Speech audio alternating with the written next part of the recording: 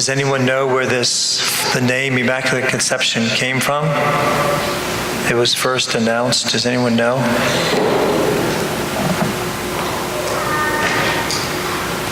It was the Lord's, right? To who?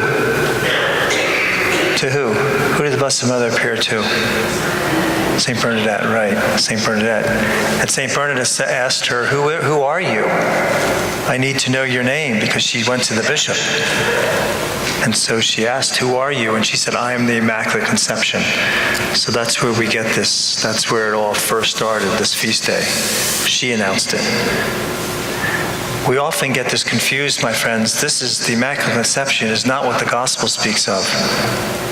This gospel was the Annunciation. Do you know the difference? The Annunciation, when Mary became pregnant, right?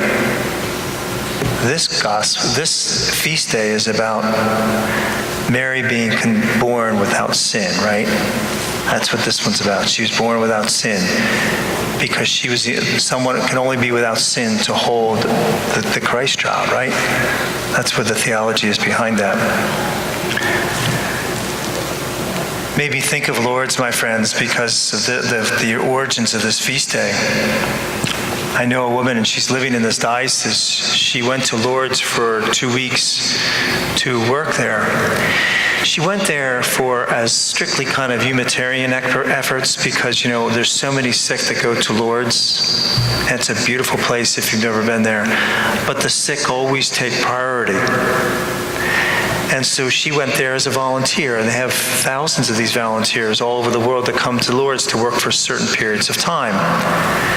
When she got there, she was assigned to one of the baths. Now, my friends, I'm sure most of you have heard of Lourdes baths. There's 16 of them, I believe, 16 or 20. And they're not your customary normal bath. They're set up in men's and women's, so 8 would be men's, 8 would be women's. They're long, at least from here to here. They're made out of marble or concrete, like a granite type thing, and they're high. So the water would fill in like that. And you walk down the steps. You have like an apron on, so you walk down the steps. You walk down here like this. On the wall here is a little statue of the Blessed Mother with little intentions in Spanish, English, French, and Italian. And then you pray your little prayer, and they say to you, do you want your head? It's usually in a broken English or whatever language, They speak French, obviously, but do you want your head under? So they would dip you back like that. Each one would take an arm, and they would put you right under if you want to. The water is changed once a week with all these people going in, and not once in the 100 and some years that this has been going on has anyone ever been sick by the water. So this American was assigned to this job of taking these and putting the people back, and she was working with a French nun. And this woman came to her that was very, very sick, and she was practically dying. She had I was going to say colonostomy, but it's a colostomy. I always get that mixed with the procedure.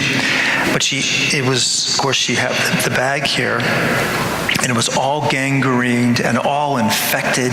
It was leaking all over the place. It smelled, my friends. So this American says to the French nun, we can't put her into that water. You're going to contaminate it. And the French nun ignored her. So they continued to put her. They started getting her down the steps, and she said, if you put her in that water, she's going to die from the cold. You can't. She's too sick for that. And the French nun said to her, woman, where is your faith? And took her, and they dumped her. Head all. Picked her back up, got in their little changing area, and everything's very modest there, my friends, how they do it. So it's all, so as she was changing, and they bring 6 people in at a time in this little changing area, they heard this screaming going on.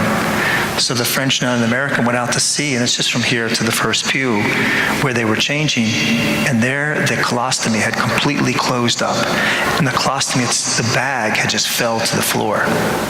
Because the whole thing had closed up. The color completely changed. There was no more infection, no more anything. She was immediately healed. And as you can read about it, my friends, it's documented in Lourdes. But this woman that's witnessed this, she said, the Blessed Mother gave me a great grace.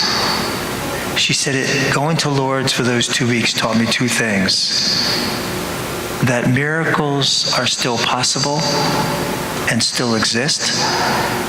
And she said, it made me believe, and this one's a professor, she said, it made me believe in the metaphysical. It's a very philosophical word, my friends, but what that means is just because we can't see it doesn't mean it exists. The metaphysical world. Things are metaphysical in the world that still exist, even though we can't see them with the naked eye. And she was talking about our faith. You can't see our faith, but she made believe that it's present and it's real.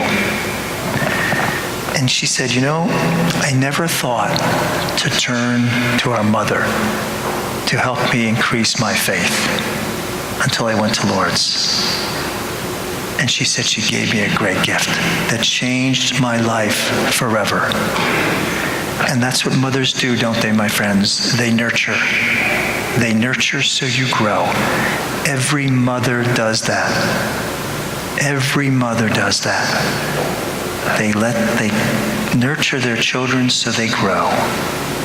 And that's what the Blessed Mother does with our faith, if we pray to her, my friends, and turn to her. She's a great gift in the church, my friends. May we learn and always increase our devotion and reverence to her. God bless you.